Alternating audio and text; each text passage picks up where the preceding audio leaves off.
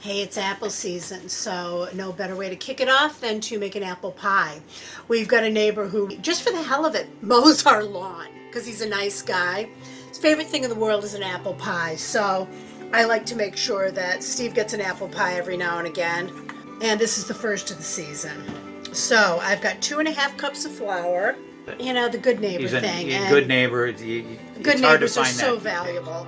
At any rate, I've got 2.5 cups of Caputo 00 Italian flour, and it is our favorite. There's nothing in it other than clean Italian wheat.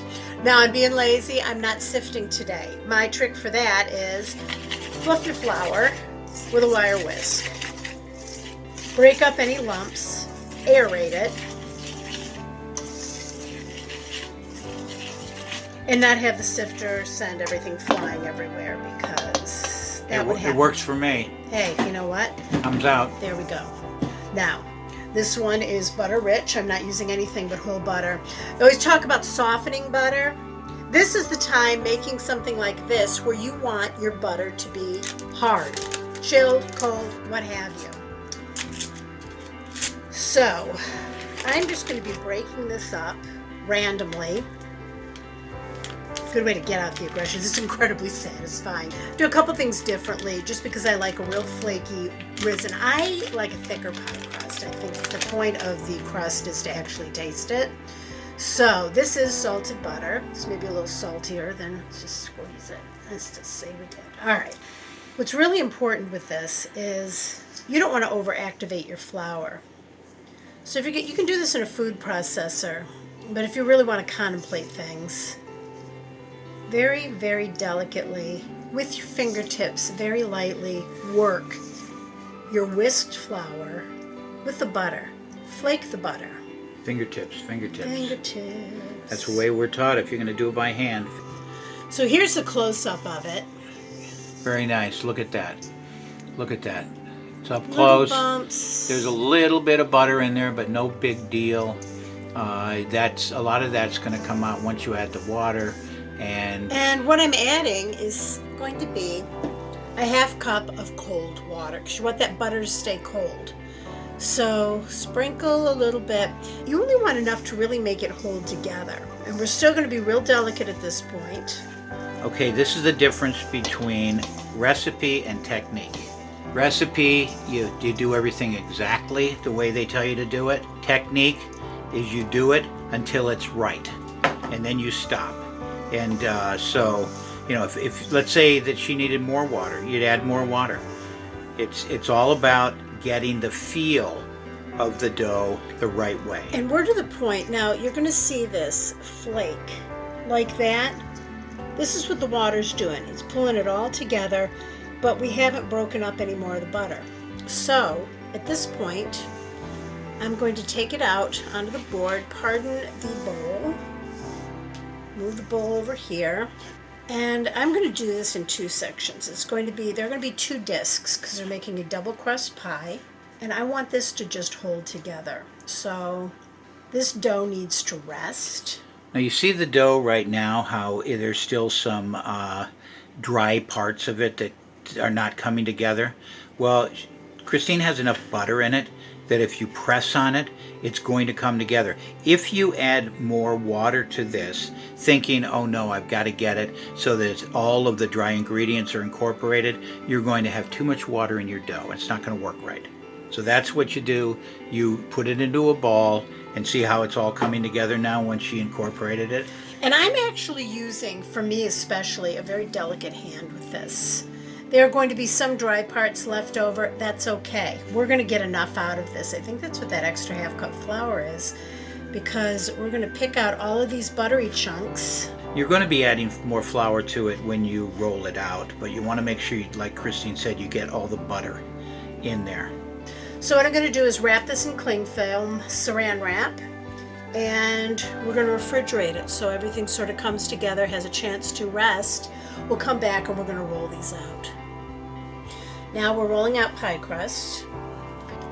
I have rolled out the other one. It's just resting in the pan right there, and will stay that way until I'm ready to do filling. Just very relaxing. Smoothing out the dough. It was still a little chilly when I started rolling it. So we're giving this guy a chance to warm up, see what he's about. And nothing better for fall than homemade apple pie. I can see the streaks of the whole butter all the way through it. Because it's for our neighbor, I've got a disposable pie plate. Something that is going to... He doesn't feel he has to return it, especially these days. You don't want anybody feeling weird about it. Please don't return this. Yeah, don't return that. And this is just hanging out here because I'm going to be able to flip it over the apples, and I want it to have the shape because I'm going to pile it with the apples. And you'll see that in the construction, but here we have it. Pie crust, about ready to go. Okay, so this is quickly how I cut an apple. One day, okay, so you got it peeled. I go geometrically. This guy has some dark spots in the center, which we can easily remedy. But that just goes into composting. Slice off that. Boom, boom, boom. Throw it in with the rest.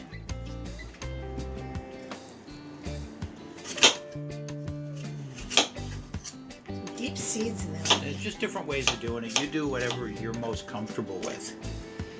But what I want everybody doing is being careful. And we're making two pies. One is going to our neighbor.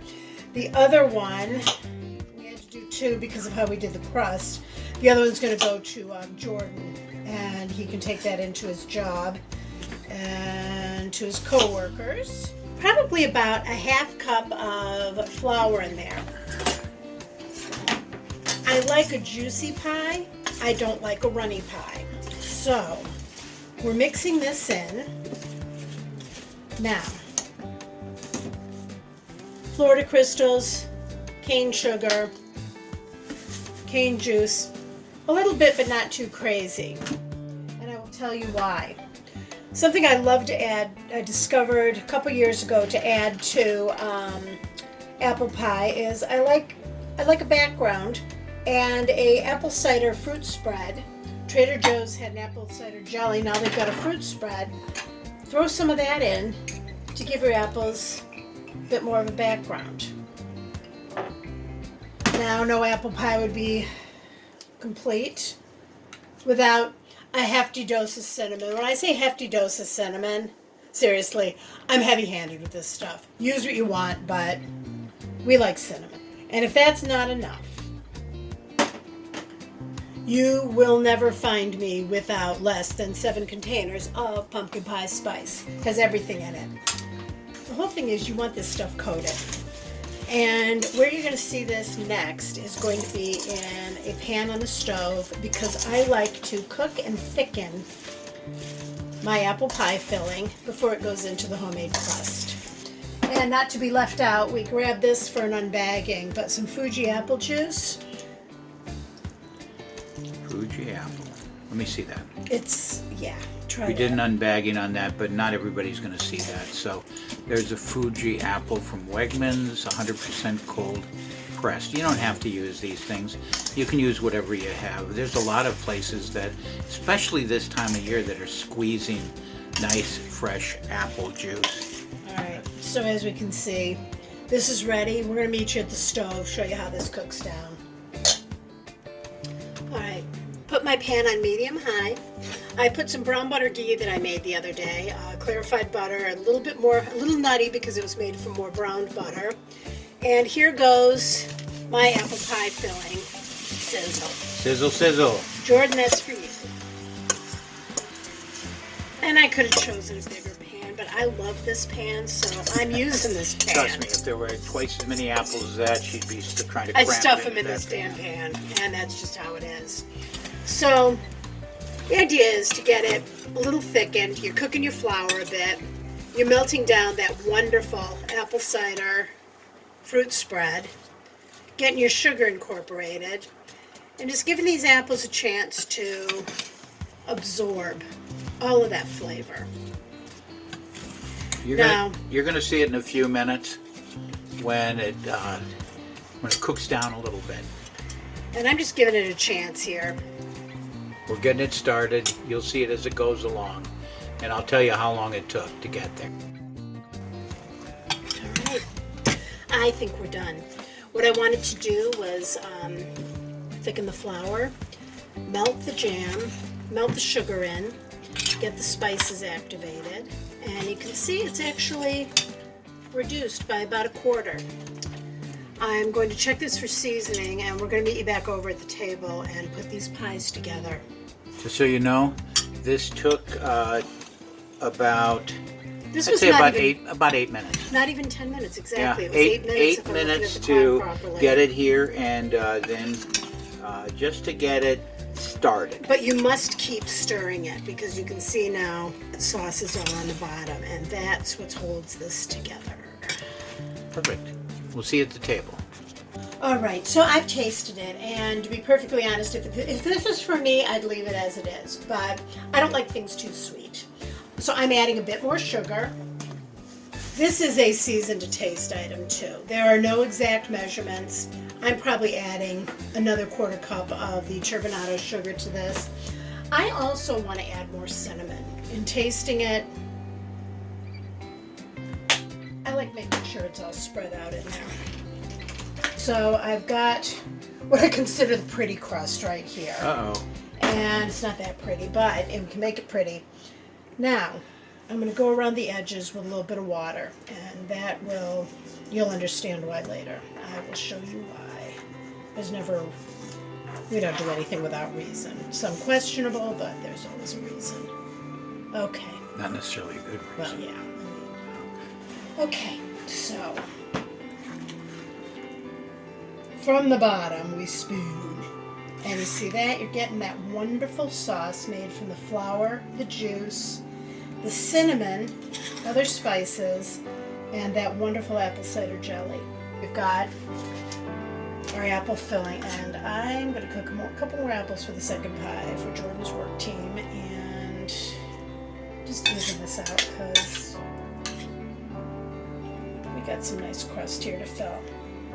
What you want to do, pull butter, you're going to dot it. Not a ton. So it melts in nicely. You want it to melt in, and this is going to add to the richness of all of this.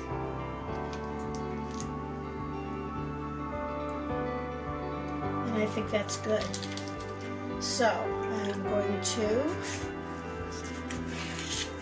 water the crust. That's what we do when we make any type of dumplings, ravioli, that sort of thing. You want to go ahead and make sure that dough sticks together. So, plop. All right, now we got workspace here. And what that did is that's going to allow me to trim this up and let the air out of it ever so slightly. And take my knife. Now I like a good edge on the crust, so pardon my arm, but we're going double layer with this. And I'm not going to say this is slapdash, but this is going to be done a little more quickly. So you want to have enough that you can fold it over.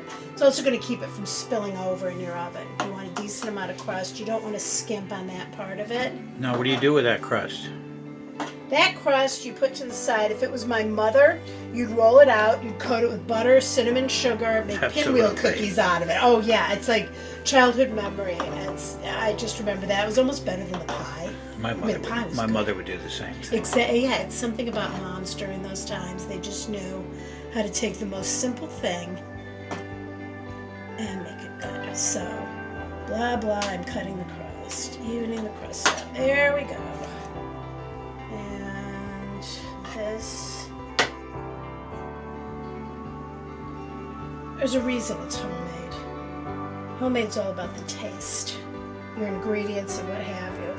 So, what I like to do at this point, fold it up, do a light pinch. That is why you always make extra.